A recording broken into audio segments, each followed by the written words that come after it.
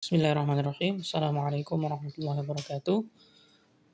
Ya, pada kali ini kita akan melakukan analisis bibliometrik menggunakan aplikasi FOSS-Viewer. Pada kali ini kita akan mencoba untuk melakukan analisis bibliometrik dengan topik keuangan Islam, ya, keuangan sosial Islam, dan juga SDGs. Kita klik create, baru setelah itu di sini ada create map based on bibliographic data. Kita klik next. Nah, di sini ketika memilih data tersebut, kita memilih data yang berupa tipe Scopus, Science, dan Dimension. Kemudian kita klik next. Nah, setelah kita klik next, di sini ada pilihan dari jenis file yang akan kita gunakan. Maka di sini ada Scopus, Web Science. Karena kita menggunakan data Scopus, kita gunakan data Scopus. Oke, nah pada tahapan ini kita klik browse dan kita cari data yang kita sudah siapkan tadi itu diletakkan di folder mana. Nah, kalau kami sendiri ini diletakkan di folder download dengan ini nama datanya. Setelah itu klik OK. Kalau sudah, maka di sini akan muncul nama filenya. Setelah itu baru kita akan klik next. Nah, pada tahapan selanjutnya di sini kita bisa melihat ada beberapa fitur-fitur yang bisa digunakan untuk melakukan analisis bibliometrik. Ada co-authorship dan juga ada co-occurrence. Nah, di sini yang tersedia adalah co-authorship dan co-occurrence. Nah, ini tipe analisis pertama. Nah, setelah itu nanti jenis analisisnya akan menganalisis satuan atau unit yang akan dianalisis. Objeknya itu apa? Contohnya di sini ada pilihannya. Kalau untuk co-authorship ada co-authorship untuk authors, organization, sama countries. Nah, untuk tahapan pertama ini nanti kita akan mencoba untuk menganalisis menggunakan co-authorship dulu, ya. Dimana ketika kita menggunakan co-authorship sini kita akan mencari atau mencoba untuk melihat ya, sejauh mana kolaborasi yang terjadi ya berdasarkan author, penulis, berdasarkan organisasi ya dan juga berdasarkan negara. Ya, maka di sini kita bisa melihat artinya semakin banyak kolaborasinya, semakin beragam dari berbagai countries atau berbagai negara dan juga organisasi ini akan memberikan efek atau dampak atau kualitas yang tinggi bandingkan yang lain. Oke, yang pertama adalah co-authorship berbasis author ya. Ketika kita mau melihat sejauh mana kalau author yang paling banyak berkolaborasi, ya, kita bisa klik. Nah, di sini ada metode untuk menghitung analisis dari FOSS-Viewer ini. Ada metode full counting, ada fractional counting. Apa yang membedakan full counting sama fractional counting? Full counting ini memastikan bahwasanya semua penulis itu dihitung satu, ya, entah itu dia sebagai co-author ataupun sebagai author. Nah, sedangkan untuk yang fractional counting ini semua penulis itu dihitung berdasarkan dari jumlah author yang ada di sana, ya. Nah, maka ketika satu author itu satu paper itu penulisnya 3, maka masing-masing author itu akan mendapatkan nilai 1/3. Nah, oke. Maka kita coba di sini co-authorship author menggunakan fractional counting. Ya, kita gunakan ini untuk memastikan untuk minimalisir author paper dengan author yang banyak. Nah, di sini ada minimal dokumen untuk per author. Kalau kita memaksimalkan jumlah author, kita bisa rubah menjadi 1 ya, sehingga kita bisa melihat sejauh mana yang ada di sini. Next. Nah, di sini habis itu kita klik finish. Nah, kita klik yes. Oke. Nah, di sini kalau kita menggunakan tadi minimal dokumen, maka semua author akan masuk di sini. Nah, di sini kita bisa melihat ya, ada koneksi antar beberapa author di sini. Nah, di sini yang paling tebal, ini kita bisa melihat titik-titik yang tersebar di berbagai tempat dengan warna yang berbeda. Nah, jadi mereka ini dikelompokkan sesuai dengan klaster-klaster. Tapi yang paling penting di sini adalah sejauh mana jumlah linknya, total linknya. Kalau kita melihat yang paling bawah di sini, nah, di sini ada total link strength, ada link sama cluster. Kita akan fokus pada yang di bawah ini ketika kita klik salah satu node sini. Nah, ini ada keterangan bahwasanya dokumennya Zen Nur Razina Muhammad itu jumlahnya 5. Ya. Sedangkan linknya total link strength itu 5, sedangkan linknya itu 12. Artinya dia sudah berkolaborasi dengan 12 author yang lain. Ya. Sedangkan total link strength ini menunjukkan sejauh mana kekuatan kolaborasinya.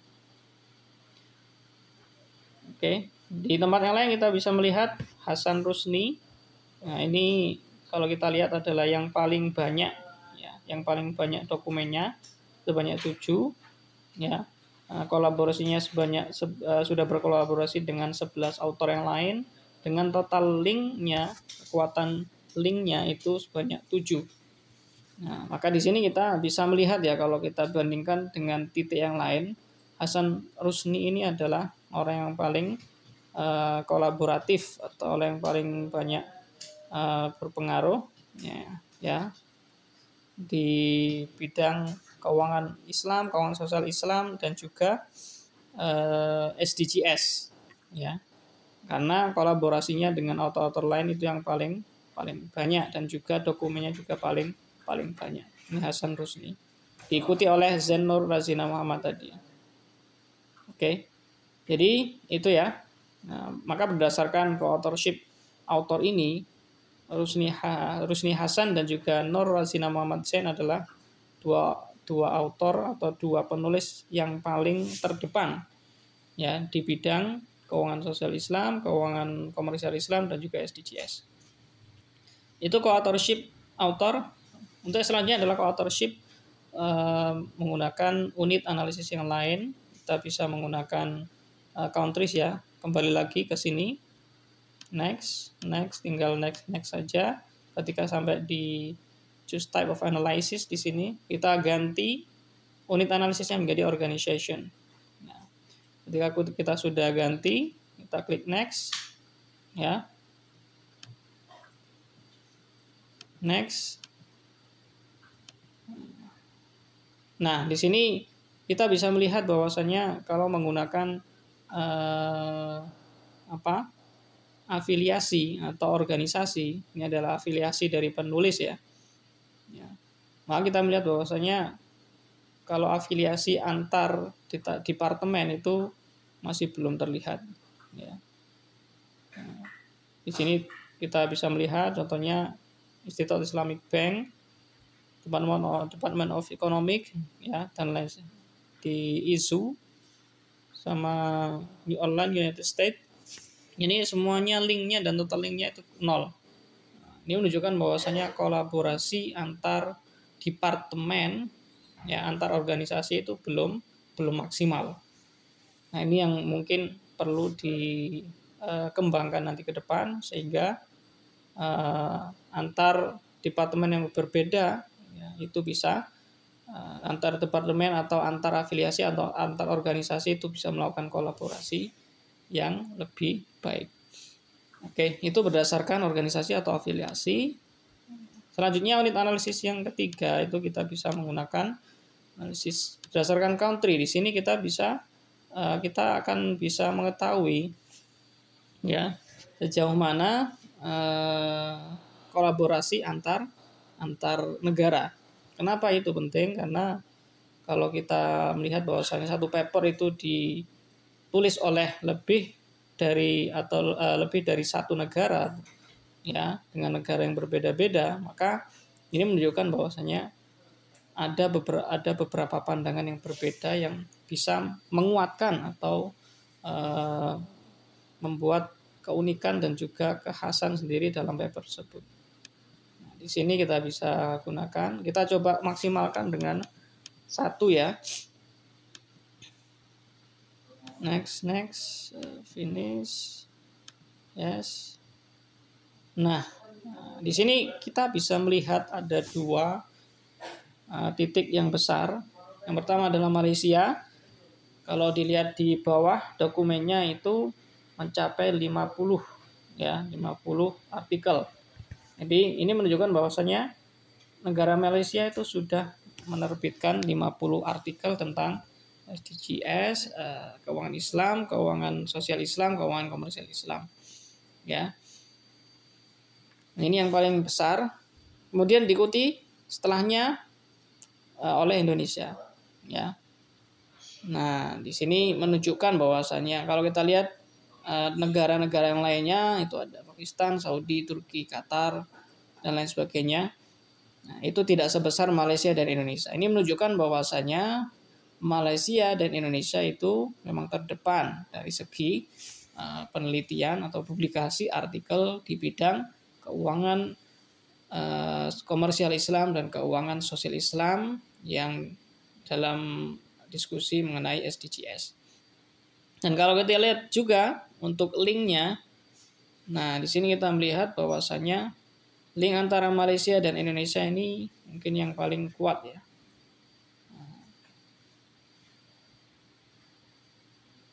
Oh, Malaysia dan Turki malah ya. Di sini Malaysia dengan Turki itu memiliki link yang kuat 5,5. Menunjukkan bahwasannya yang paling banyak kolaborasinya atau kolaborasi paling tinggi itu adalah Malaysia dan Turki. Ini Malaysia dan Turki. Diikuti selanjutnya adalah kolaborasi antara Malaysia dan juga Indonesia dengan nilai linknya dengan kekuatan linknya 3, kalau Turki tadi sampai 5,5. Oke. Jadi itu adalah jenis analisis bibliometrik pertama menggunakan co-authorship analysis. Sedangkan untuk yang selanjutnya ya, untuk yang selanjutnya adalah kita akan menggunakan analisis atau jenis analisis bibliometrik yang kedua, yaitu co-occurrence analysis. Co-occurrence analysis. Co-occurrence analysis ini biasanya digunakan untuk mencari keyword yang paling banyak muncul. Ya.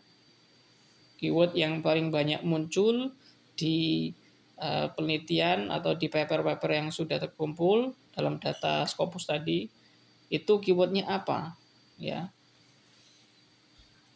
Maka di sini kita bisa menggunakan full counting, fractional counting. Nah, kalau kita occurrence itu kita lebih banyak menggunakan full counting ya, lebih baik ya. Dan kita menggunakan all keywords.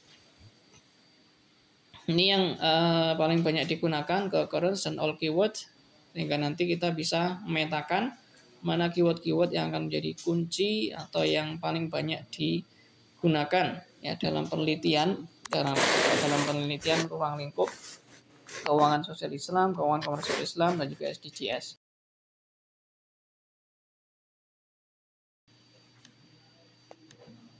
Oke, klik next, finish. Nah, ini adalah hasil dari co-occurrence analysis atau peta dari co-occurrence ya berbasis keywords. Kalau kita melihat di sini, kita bisa melihat titik paling besar adalah SDGs dan juga Islamic Finance. Ya, kalau dari segi co-occurrence yang paling banyak muncul ada SDGs, baru diikuti oleh Islamic Finance. SDGs tadi sebanyak 30, Islamic Finance sebanyak 23. Ya, sedangkan kalau kita berbicara tentang total link strength, ya, maka nanti akan variasinya berbeda ya. Nah, di sini kita bisa melihat atau dari map ini, dari peta ini kita bisa mengelompokkan keyword-keyword ya untuk nanti memetakan diskusi apa sih ya, atau topik apa sih yang sering atau yang populer atau yang banyak dilakukan dalam lingkup keuangan sosial Islam, keuangan komersial Islam, dan juga SDGs. Nah, topik-topik yang menjadi pembahasan itu apa? Itu bisa kita gunakan, kita ketahui menggunakan analisis ini. Nah, kalau kita bagaimana caranya? Nah, maka di sini kita bisa melihat ada berbagai warna ya. Ada warna merah, biru, hijau, kuning. Nah, itu adalah kelompok-kelompok keyword. Jadi Force Viewer ini mengelompokkan keyword-keyword itu sesuai dengan kelompoknya. Kita bisa lihat di sini, di sebelah kiri ada fitur items, kita bisa lihat.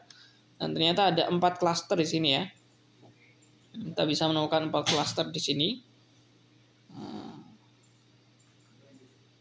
Oke, nah, 4 cluster inilah yang akan menjadi dasar nanti untuk menetapkan tren penelitian ya, atau topik-topik yang menjadi trending atau yang menjadi populer dilakukan dalam ruang lingkup tadi. Itu kita bisa menganalisnya menggunakan 4 kelompok ini. Kita bisa mengelompokkannya menjadi 4 kelompok ini. Ini kalau kita berbasis cluster ya. Tapi kalau kita mau lebih dalam lagi, ya, kita bisa menambahkan konten analisis nanti. Oke. Jadi itu cluster bisa digunakan untuk memetakan kelompok-kelompok topik atau research stream ya. Sedangkan hal lain yang kita bisa ketahui juga dari ini ya, itu kita bisa juga menentukan atau melihat mana sih. Nah, kita bisa melihat topik penelitian paling banyak dilakukan dari total link strength ya. Total link strength. Nah, di sini kita coba lihat ada SDGs dan wakaf. Nah, ini SDGs dan wakaf ini ternyata kita lihat kalau dibandingkan yang lain itu linknya atau hubungannya itu di sini, talinya penghubungnya itu lebih tebal dari yang lain. Kita lihat ternyata nilainya sampai 8 kekuatan linknya. Kalau kita coba lihat yang lain, ini wakaf dengan Sustainable Development Goal 4. Yang lainnya ini juga 4. Nah, hal ini menunjukkan bahwasanya ya SDGs dengan total link sebesar 8 ini ya, bahwasanya wakaf ini adalah topik yang paling banyak dibahas ya ketika membahas SDGs ya. Jadi salah di antara instrumen yang paling banyak dibahas ya untuk membahas SDGs itu adalah wakaf. Nah, ini dengan total nilai strength tadi sebesar 8. Oke, jadi itu adalah 2 jenis analisis Force Viewer ya, bibliometrik menggunakan Force Viewer yang bisa kita gunakan untuk menganalisis penelitian kita ya. Jadi itu saja mungkin yang bisa kita pelajari pada kesempatan kali ini. Semoga memberikan manfaat untuk semuanya. Terima kasih. Assalamualaikum warahmatullahi wabarakatuh.